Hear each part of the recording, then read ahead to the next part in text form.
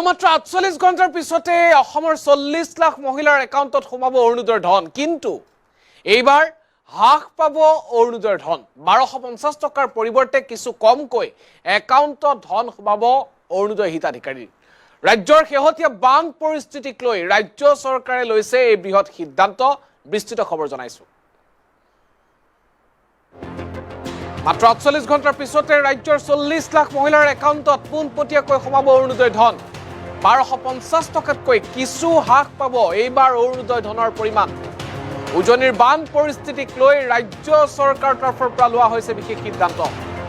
৩ আগষ্টৰ পৰিৱৰ্তে ১ আগষ্টতে অৰুণোদয়ৰ ধন প্ৰেৰণ কৰিব ৰাজ্য চৰকাৰে উজনিৰ বান বিধ্বস্ত ৪ জিলাৰ হিতাধিকাৰীক প্ৰদান কৰা হ'ব অৰুণোদয় ধন অধিক পৰিমাণে এবাৰ ৪ জিলাৰ অৰুণোদয় হিতাধিকাৰীয়ে পাব ২৫০০ টকাকৈ অৰুণোদয় ধন অৰুণোদয় হিতাধিকাৰীয়ে চৰকাৰৰ এই সিদ্ধান্ত বুজি পাব বুলি আশা প্ৰকাশ কৰিছে মুখ্যমন্ত্ৰীয়ে এটা বিশেষ খবৰ এই মুহূৰ্তত আমি জনাইছো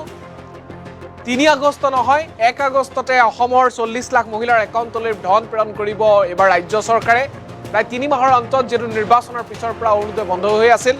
এবাৰ অৰুণোদয় আগষ্ট মাহত প্ৰদান কৰাৰ কথা আছিল আৰু শেহতীয়াকৈ ৰাজ্যত বান পৰিস্থিতি পূৰ্বে ১২৫০ টকাকৈ অৰুণোদয়ৰ ধন মহিলাসকলে পাই আছিল কিন্তু এইবাৰ কিছু ১২৫০ টকাতকৈ কিছু অৰুণোদয়ৰ ধন হ্ৰাস পাব বুলি মুখ্যমন্ত্ৰীগৰাকীয়ে কৈছে প্ৰথমটো খবৰ দ্বিতীয়টো খবৰ হৈছে ৰাজ্যৰ যেহেতু বান পৰিস্থিতি সেই বান পৰিস্থিতি যি জিলা ৪খনকৈ জিলা চৰাইদেউ শিৱসাগৰ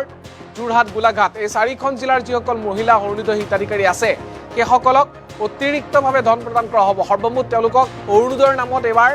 ২৫০০ টকা প্ৰদান কৰা হ'ব আৰু তাৰ বাবে ৰাজ্য চৰকাৰে আন জিলাৰ যিসকল হিতাধিকাৰী আছে অৰ্থাৎ ৩৫খন জিলাৰ ৪ জিলা যদি আমি বান বিধ্বস্ত বুলি ধৰোঁ তেন্তে বাকী থকা ৩১খন জিলাৰ অৰুণোদয় হিতাধিকাৰীয়ে যি পূৰ্বে ধন লাভ কৰি আছিল ১২৫০ টকা তাৰ পৰিৱৰ্তে কিছু ধন এইবাৰ হ্ৰাস পাব আৰু ৰাজ্যৰ মুখ্যমন্ত্ৰীগৰাকীয়ে কৈছে যে আশা কৰা হৈছে যাতে এইবাৰ অৰুণোদয় হিতাধিকাৰীসকলে এই যি ধন হ্ৰাসৰ যি সিদ্ধান্ত এই মাহৰ বাবে এই যি সিদ্ধান্ত এই সিদ্ধান্ত হয়তো বুজি পাব যিহেতু এফালে বানত অসমৰ একাংশই ককবকাই আছে আৰু তাৰ বাবে অৰুণোদয়ৰ ধনৰ ক্ষেত্ৰত কিছু হ্ৰাস কৰা হৈছে বহুতে অনুৰোধ কৰিছিল এবাৰ আঁচনি বন্ধ কৰি দিব লাগে অৰুণোদয় দিব নালাগে ৰাজ্যৰ মুখ্যমন্ত্ৰীগৰাকীয়ে কৈছে যে সেয়া আমি কৰিব বিচৰা নাই তাৰ পৰিৱৰ্তে অৰুণোদয় ধন কিছু হ্ৰাস পোৱা বুলি মুখ্যমন্ত্ৰীগৰাকীয়ে এই মুহূৰ্তত মন্তব্য কৰিছে কি আহিছে মুখ্যমন্ত্ৰীৰ মন্তব্য শুনক শ্ৰদ্ধাৰ ৰাইজ অৰুণোদয় আঁচনি আমি ৩ আগষ্টৰ পৰা বিতৰণ কৰা কথা আছিল ইয়াক এতিয়া আমি ১ আগষ্টৰ পৰা দিম যোৱাবাৰ যেতিয়া মই ফেচবুক লাইভ কৰিছিলো বহুতে মোক কৈছিল যে মামা এইবাৰ অৰুণোদয় দিব নালাগে অৰুণোদয়ৰ পুঁজিখিনি চৰাইদেউ আৰু শিৱসাগৰ জিলাত দিয়ক আমি ইমান ডাঙৰ পদক্ষেপ ল'ব খোজা নাই কিন্তু আমি এটা সিদ্ধান্ত লৈছো যে চৰাইদেউ শিৱসাগৰ যোৰহাট আৰু গোলাঘাট জিলাৰ অৰুণোদয় হিতাধিকাৰীসকলক এইবাৰ আমি ২৫০০ টকা দিম অৰ্থাৎ ১৫,০০০ টকা বানত আক্ৰান্ত গুৰুতৰভাৱে আক্ৰান্ত পৰিয়ালে পালে অতিৰিক্ত কৰি ১ আগষ্টৰ দিনা বানত আক্ৰান্ত হওক বা নহওক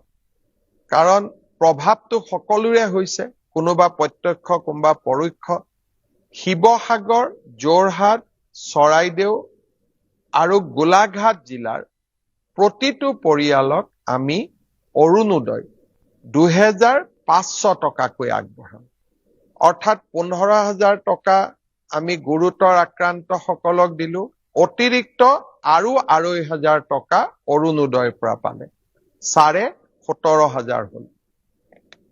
ইয়াৰ বাবে বাকী জিলাৰ অৰুণোদয় হিতাধিকাৰীসকলক অকণমান টকা এইবাৰ আমি কম কৰি দিম মোৰ বিশ্বাস কোনেও তাৰ বাবে আমাক বেয়া নাপাব শ্ৰদ্ধাৰ ৰাইজ অৰুণোদয় আঁচনি আমি ৩ আগষ্টৰ পৰা বিতৰণ কৰা কথা আছিল ইয়াক এতিয়া আমি ১ আগষ্টৰ পৰা দিম যোৱাবাৰ যেতিয়া মই ফেচবুক লাইভ কৰিছিলো বহুতে মোক কৈছিল যে মামা এইবাৰ অৰুণোদয় দিব নালাগে অৰুণোদয়ৰ পুঁজিখিনি চৰাইদেউ আৰু শিৱসাগৰ জিলাত দিয়ক। আমি ইমান ডাঙৰ পদক্ষেপ ল'ব খোজা নাই, কিন্তু আমি এটা সিদ্ধান্ত লৈছো যে চৰাইদেউ, শিৱসাগৰ, যোৰহাট আৰু গোলাঘাট জিলাৰ অৰুণোদয় হিতাধিকাৰীসকলক এইবাৰ আমি 2,500 টকা দিম। অৰ্থাৎ 15,000 টকা বানত গুৰুতৰভাৱে আক্ৰান্ত পৰিয়ালে পালে। অতিৰিক্ত কৰি 1 আগষ্টৰ দিনা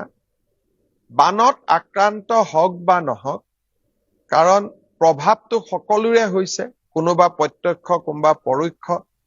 শিৱসাগৰ, যোৰহাট, চৰাইদেউ আৰু গোলাঘাট জিলাৰ প্ৰতিটো পৰিয়ালক আমি অৰুণোদয় 2,500 টকাকৈ আগবঢ়াম। অৰ্থাৎ 15,000 টকা আমি গুৰুতৰ আক্ৰান্ত সকলক দিলো, অতিৰিক্ত আৰু 2,500 টকা অৰুণোদয়ৰ পৰা পালে, 17,500 হল। ইয়াৰ বাবে বাকী জিলাৰ অৰুণোদয় হিতাধিকাৰীসকলক অকণমান টকা এইবাৰ আমি কম কৰি দিম। মোৰ বিশ্বাস কোনেও তাৰ বাবে আমাক বেয়া নাপাব। শ্ৰদ্ধাৰ ৰাইজ, অৰুণোদয় আঁচনি আমি 3 আগষ্টৰ পৰা বিতৰণ কৰা কথা আছিল, ইয়াক এতিয়া আমি 1 আগষ্টৰ পৰা দিম। যোৱাবাৰ যেতিয়া মই ফেচবুক লাইভ কৰিছিলো, বহুতে মোক কৈছিল যে মামা এইবাৰ অৰুণোদয় দিব নালাগে, অৰুণোদয়ৰ পুঁজিখিনি চৰাইদেউ আৰু শিৱসাগৰ জিলাত দিয়ক। আমি ইমান ডাঙৰ পদক্ষেপ ল'ব খোজা নাই, কিন্তু আমি এটা সিদ্ধান্ত লৈছো যে চৰাইদেউ, শিৱসাগৰ